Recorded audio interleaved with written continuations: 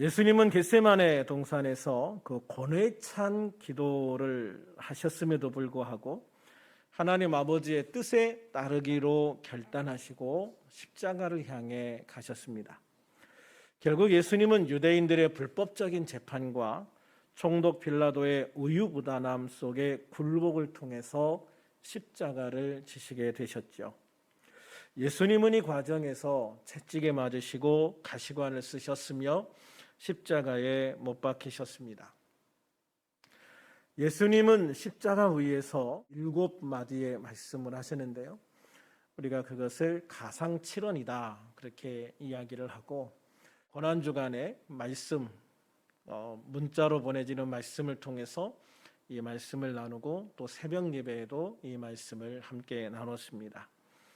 예수님이 십자가 위에서 하신 첫 번째 말씀은 자신을 십자가에 못 박은 사람들을 용서해달라라는 기도였습니다.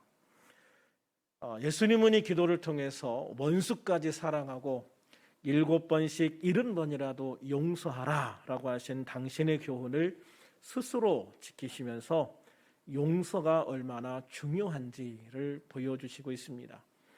십자가 위에서 예수님이 하신 두 번째 말씀은 당신과 함께 십자가에 달린 두 강도 중에 한 명이 예수님을 믿고 회개할 때에 오늘 나와 함께 낙원에 있으리라 라고 하신 말씀입니다. 예수님은 이 말씀을 통해서 어떤 죄인이라도 회개하고 예수님 믿으면 구원받을 수 있다라는 것을 분명히 보여주셨죠. 예수님이 십자가 위에서 하신 세 번째 말씀은 여자여 보소서 아들이니이다 라는 말씀과 요한에게 이제 내 어머니다 라고 말씀하시는 겁니다. 예수님은 십자가 위에서 울고 있는 어머니 그리고 이모 그리고 2명의 또 다른 마리아를 보셨습니다. 예수님은 당신도 너무 고통스럽고 힘든데 그 상황 속에서 자신을 위해 애통해하며 울고 있는 어머니와 이모와 다른 여인들을 바라보시면서 그들에 대해서 마음을 쓰시고 특별히 어머니에 대한 마음을 크게 쓰신 것 같아요. 예수님이 어머니를 여자여라고 부른 것은 당시 여자를 높여 부르는 말입니다. 여자여라고 해서 어떤 분들은 어떻게 아들이 엄마한테 여자여라고 하느냐. 그건 우리나라 말로 번역할 때 이 번역을 좀 잘 못한 것 같아요. 제 생각에는 그냥 문자 그대로 번역을 한 건데 이런 것들은 좀 의역을 해야 된다고 생각을 하거든요. 여자여라고 하는 말은 예수님이 당신의 어머니를 그냥 막 부른 게 아니라 그 당시 사회에서 여자를 가장 높여 부르는 존칭어를 사용해서 어머니를 부른 거예요. 그러니까 어머니에 대한 가장 귀한 존경의 마음을 담아서 부른 명칭이란 말이죠. 또한 예수님이 어머니 마리아를 여자여라고 부른 것은 창세기 3장 15절 말씀과 또 연관이 돼요. 이 창세기 3장 15절 말씀에 보면 하나님께서 아담과 하와가 타락한 직후에 죄를 지은 직후에 그들을 다시 구원할 것이다. 사람들을 다시 구원할 것이다 라고 하는 원복음을 말씀하셔요. 그런데 이 원복음에서 여자의 후손이 뱀의 머리를 밟고 뱀은 여자의 후손의 발뒤꿈치를 물을 거라고 그러죠. 뱀이 여자의 후손의 발뒤꿈치를 물을 거다라고 하는 것은 예수님을 십자가에 못 박는 것을 얘기하고 여자의 후손이 뱀의 머리를 밟는다고 하는 것은 십자가를 통해서 사단으로부터 완전한 승리를 가져온다라고 하는 것을 보여주시는 거예요. 그래서 예수님은 바로 그 창세기 3장 15절에서 여자의 후손이라고 할 때 그 여자의 후손이 바로 나다. 그 여자의 후손이 바로 나야 라는 것을 강조하시기 위해서 또한 이 여자여라는 단어를 사용을 하시고 있어요. 그리고 예수님이 어머니 마리아를 마리아의 아들인 예수님의 다른 형제들에게 부탁하지 않으시고 이종사촌이지요. 이모의 아들이니까 이종사촌인 요한에게 부탁하는 것은 요한이 어쨌든 가장 오래 살아남아요. 그래서 가장 오래 살아남아서 당신의 어머니를 끝까지 책임질 수 있는 사람을 고르신 거예요. 그래서 요한은 순교당하지 않고 90세가 넘도록 끝까지 살아남아서 그 과정에서 이 어머니 마리아를 끝까지 보살피고 에베소 교회에서 끝까지 보살피고 그리고 이제 사역을 마무리하는 것을 보게 되어져요. 그래서 요한은 가장 오래 살아남아서 어머니를 끝까지 책임질 수 있다는 것을 아셨기 때문에 요한에게 어머니를 부탁을 하시는 거예요.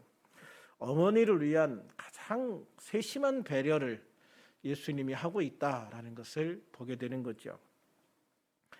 십자가부에서 예수님이 하신 네 번째 말씀은 엘리 엘리 라마 사박다니라는 말씀입니다. 번역하면 나의 하나님 나의 하나님 어찌하여 나를 버리셨나이까 라는 뜻이죠. 예수님이 십자가 위에 계실 때 하나님 아버지는 오후 12시부터 3시까지 세상을 완전한 어둠으로 가려버리십니다. 약 3시간 동안 세상이 깜깜해진 거예요. 대낮이잖아요. 12시부터 3시까지면 대낮인데 완전히 깜깜하게 세상을 가려버리신 거예요. 예수님의 양어깨에 세상의 모든 죄를 다 짊어진 상태로 신음하며 죽어가는 그 아들을 차마 보지 못하셨기 때문이 아니었을까. 저는 그런 생각이 들더라고요. 그러나 이러한 현상은 예수님으로 하여금 아버지와 단절되었다고 느끼는 절망감을 느끼게 만드셔요. 정말 최악의 고통 속에 있는 예수님, 그 고통 속에서 예수님이 바라보고 유일하게 힘을 얻을 수 있는 분이 누구였을까요? 하나님 아버지 아니었겠어요? 그 고통 속에서 오직 하나님 아버지만이 나의 힘이고 나의 소망이고 지금 나를 버틸 수 있게 만들어주는 힘인데 그 하나님과 당신이 단절되었다, 끊어졌다, 하나님이 나를 버렸다라는 느낌이 들게 만든 거죠. 그 순간 예수님은 그 모든 과정 속에서 겪었던 모든 육체의 고통과 마음의 아픔 통틀어서 가장 힘들고 어려웠던 순간이었을 거라고 생각을 해요. 그러니까 예수님이 늘 하나님과 함께 계셨잖아요. 물론 하늘에서는 당연히 삼위일체 하나님이 함께 계셨고 또 이 땅에 내려오셔서도 늘 하나님 아버지와 함께 계셨잖아요. 늘 기도하시면서 기도와 응답 속에서 늘 그 임재하는 그 느낌 속에서 늘 하나님과 함께 걸어가셨다고요. 근데 지금 내가 가장 힘들고 어려운 이 순간에 하나님과 단절되었다. 하나님과 끊어졌다. 하나님이 나를 버린 것 같다. 얼마나 절망하고 힘들었을까. 이렇게 하나님과 단절되는 게요, 사실 가장 힘들고 어려운 거예요. 여러분, 우리가 정말 힘들고 어려울 때 있잖아요. 그런데 힘들고 어려울 때 하나님이 나와 함께 하신다는 것만 딱 느껴지면요, 그거 참고 이길 수 있습니다. 그렇지 않으세요? 우리 크리스찬들은 아무리 힘들고 어려워도 하나님이 나와 함께 계시구나, 하나님이 지금 나와 함께 계시구나, 이것만 느껴지면 가시끔 참을 수 있어요. 견딜 수 있어요. 기다릴 수 있어요. 제일 힘들 때가 어떤 때예요? 하나님이 나와 함께 계시지 않는다고 생각이 들 때예요. 그런데 하나님과 나와 단절된 상태에서 오래 지속되면 이 감각이 무뎌진다고요. 이게 우리 그리스도인들에게 최악의 상태인 거예요. 하나님과 단절된 느낌이 오래되다 보면 이게 익숙해져서 더 이상 불편하지 않아요. 이러면 우리 크리스찬들에게는 소망이 없는 거예요. 그래서 우리는 늘 하나님과 동행하면서 하나님과 함께하는 삶을 살아가야 된다는 걸 믿으시길 바랍니다. 그래서 어느 한순간도 주님과 나와 떨어지지 않는, 늘 하나님과 함께 동행하는 것을 느끼면서 살아가신 그런 우리들이 되기를 주님의 이름으로 축원합니다. 그러나 예수님께는 가장 큰 고통의 시간이었지만 우리에게는 사실 우리의 죄의 문제가 근본적으로 해결되어지는 가장 은혜로운 시간이기도 했다라고 하는 거지요. 예수님이 십자가 위에서 하신 5번째 말씀은 내가 목마르다라는 말씀입니다. 내가 목마르다. 예수님은 인간이시죠. 그러나 또한 하나님이기도 하십니다. 예수님은 하나님이신데 인간으로 오신 거예요. 그래서 예수님은 하나님이시면서 인간이다. 그래서 예수님이 인간으로서 인간의 죄를 담당하시는 거예요. 그래서 내가 목마르다라고 말씀하시는 것은 예수님도 인간이구나라고 하는 것을 확실하게 느끼게 만들어주는 그러한 모습인 것이죠. 예수님의 이 말씀은 또 한편으로는 영적으로 목마름을 느끼는 모든 사람들을 초청하는 말씀이기도 해요. 이사야 55장 1절에 보면 오호라 너희 모든 목마른 자들아 물로 나오라. 돈 없는 자도 오라. 너희는 와서 사 먹되 돈 없이 값없이 와서 포도주와 젖을 사라. 예수님은 내가 영생하도록 솟아나는 샘물이 될 테니까 나한테 와서 아낌없이 다 마셔. 돈 없어도 괜찮아. 내가 너에게 뭔가 요구하는 거 없어. 그냥 와서 내게서 솟아나는 그 영생하도록 솟아나는 샘물을 먹고 다시는 목마르지 말고 다시는 갈급하지 말고 너희들은 하나님이 주시는 그 풍성한 삶을 누리면서 또 영원한 생명까지 얻는 그런 삶을 살라라고 우리를 초청하고 계시는 거죠. 예수님이 십자가 위에서 하신 6번째 말씀은 다 이루었다라는 말씀입니다. 다 이루었다. 참 이게 중요한 말씀이죠. 이 말씀은 예수님이 이 세상에 오신 목적을 완전히 다 성취하셨다라고 하는 선언인 거예요. 예수님은 지금 당신이 십자가에서 모든 피를 흘리고 죽으심으로 인해서 하나님 아버지께서 계획하신 인간 구원의 역사가 다 완성되었다라고 선언하신 거죠. 그렇습니다. 예수님의 죽음으로 인류 구원을 위한 하나님의 구속 사역의 마지막 단계가 완성되어진 거예요. 사탄은 유대인과 빌라도를 동원해서 예수님을 죽임으로 인해서 인간들을 구원시키려는 하나님의 계획을 회방하려고 했어요. 예전에 패션 오브 크라이스트라는 영화 있었잖아요. 그 영화에 보면 예수님이 막 채찍에 맞으시고 십자가에 끌려가시고 십자가에서 못 박혀서 막 고통받을 때 사탄이 웃으면서 지나가는 모습이 나와요. 야, 이제 내가 성공했다. 이 예수를 내가 죽여서 하나님의 계획을 무산시켰다. 하나님의 계획을 실패하게 만들었다. 이렇게 생각을 하거든요. 그런데 예수님이 딱 십자가에서 죽으시는 순간 아닌 걸 알게 되죠. 이게 아닌데? 내 생각에는 예수를 십자가에 죽이면 내 계획이 성공하고 하나님의 계획이 실패한다고 생각했는데 이게 아닌데? 결과가 정반대네? 내가 실패하고 하나님이 성공했네? 하나님께는 정말 영광의 순간이 되는 것이고 사탄에게는 처절한 패배의 순간이 되어버리고 만 것이죠. 그래서 하나님은요, 사탄의 그러한 간교한 계략을 통해서도 오히려 당신의 계획을 완성시켜 가신 거예요. 이것을 통해 봐도요, 사탄은 하나님의 계획을 알 수 없을 뿐만 아니라 미래의 일을 알 수 없다는 것을 분명히 알 수 있어요.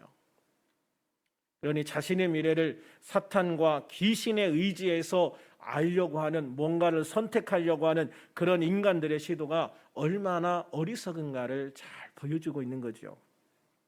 그러므로 하나님의 계획과 인도하심에 순종해서 나아갈 때 내가 이해할 수 없는 상황에 놓인다 하더라도 하나님께 끝까지 순종하면, 언제까지?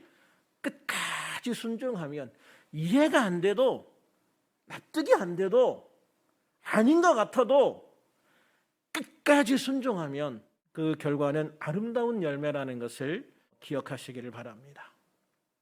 그래서 우리가 하나님 안에서 이 믿음이라는 게 중요한 것 같아요. 믿음이 있으면 내 생각과 달라도 끝까지 갈 수 있어요. 그런데 믿음이 흔들리는 순간 포기하고 그만두게 되죠. 그래서 우리는 하나님의 말씀, 하나님의 약속을 붙들고 끝까지 갈 수 있는 믿음이 필요하다. 할렐루야. 예수님의 죽음을 보는 당시의 사람들은 예수님이 실패했다라고 생각을 했어요. 실제로 유대인의 역사를 보면 예수가 종교 개혁을 시도하다 실패했다라고 기록하고 있어요. 그러나 예수님의 죽음은 실패가 아니라 진정한 승리였죠. 부활이 바로 그 증거인 것입니다. 예수님의 죽음으로 이제 죄는 인간에 대한 지배력을 대부분 상실하게 되어버리고 맙니다. 누구든지 예수님을 믿기만 하면 더 이상 죄의 지배를 받지 않게 되기 때문입니다. 로마서 3장 23절에서 24절을 같이 한번 읽어볼까요? 시작. 모든 사람이 죄를 범하였음에 하나님의 영광에 이르지 못하더니 그리스도 예수 안에 있는 속량으로 말미암아 하나님의 은혜로 값없이 의롭다 하심을 얻은 자 되었느니라. 아멘. 그렇습니다. 예수님의 십자가 대속의 은혜를 통해서 나사렛 예수 그리스도, 우리 주님을 믿는 모든 사람들은 하나님의 은혜로 값없이 의롭다 하심을 받게 되었습니다. 단지 믿음으로, 단지 믿음만으로 우리는 구원을 받게 되어진 것이지요. 뿐만 아니라 하나님은 믿는 모든 자들에게 하나님의 자녀가 되는 권세까지 주셨습니다. 요한복음 1장 12절 13절을 같이 읽겠습니다. 시작. 영접하는 자 곧 그 이름을 믿는 자들에게는 하나님의 자녀가 되는 권세를 주셨으니 이는 혈통으로나 육정으로나 사람의 뜻으로 나지 아니하고 오직 하나님께로부터 난 자들이니라. 아멘. 할렐루야. 그러므로 예수님을 믿고 구원받아서 하나님의 자녀가 되는 권세까지 받은 우리들은 더 이상 죄와 상관없는 하나님의 백성이 된 걸 믿으시기 바랍니다. 우리가 예수님을 믿기 전에는 죄에 매여 종노릇하는 불쌍한 존재였습니다, 여러분. 그런 우리가 가장 불쌍했던 이유는요, 자신이 죄에 매여서 사탄의 종노릇하고 있다는 것 자체를 인식하지 못하고 있었다는 거예요. 그래서 우리가 하나님의 말씀을 통해서 내가 죄인이라는 것과 사탄의 종노릇하고 있다는 것을 깨닫는 것이 내 인생의 최고의 전환점이 될 수 있는 거예요. 이것을 깨닫게 되므로 내가 예수님을 믿어야 될 이유를 알게 되고 내가 예수님의 십자가를 통해서 받은 하나님의 사랑과 예수님의 은혜가 얼마나 큰지를 알게 되어지는 거예요. 그리고 그 하나님의 사랑과 예수님의 은혜를 통해서 죄사함을 받고 새로운 하나님의 백성, 하나님의 자녀로 살아가는 내가 얼마나 가치 있고 소중한 존재인가, 내가 얼마나 이 세상에서 가치 있고 소중한 존재인가를 알게 되는 것이죠. 그걸 알게 되면서 내 삶을 더 소중하게 생각하고 더 가치 있는 삶을 살기 위해서 노력하고 힘쓰게 되는 거예요. 102세의 김영석 교수님은 지금도 나는 왜 태어났는가를 스스로에게 묻곤 한다라고 말씀을 하셔요. 여러분도 이런 질문을 스스로에게 해보신 일이 있어요? 나는 왜 태어났을까? 하나님께서는 우리들을 왜 이 세상에 태어나게 하셨을까요? 죄에 매여 사탄의 종노릇이나 하다가 지옥에 가라고 나를 태어나게 하신 걸까요? 저는 절대 그렇지 않다고 믿습니다. 하나님은 우리가 이 세상에서 예수님을 통해서 죄의 문제를 해결하고 하나님의 영광을 위해 가장 아름다운 승리의 삶, 최선의 삶, 최고의 삶을 살게 하려고 우리를 이 땅에 태어나게 하신 줄로 믿습니다.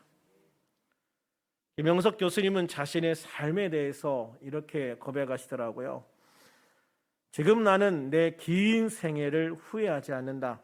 30까지는 성실히 자신을 키웠고 30년은 직장에서 최선을 다해 일했다.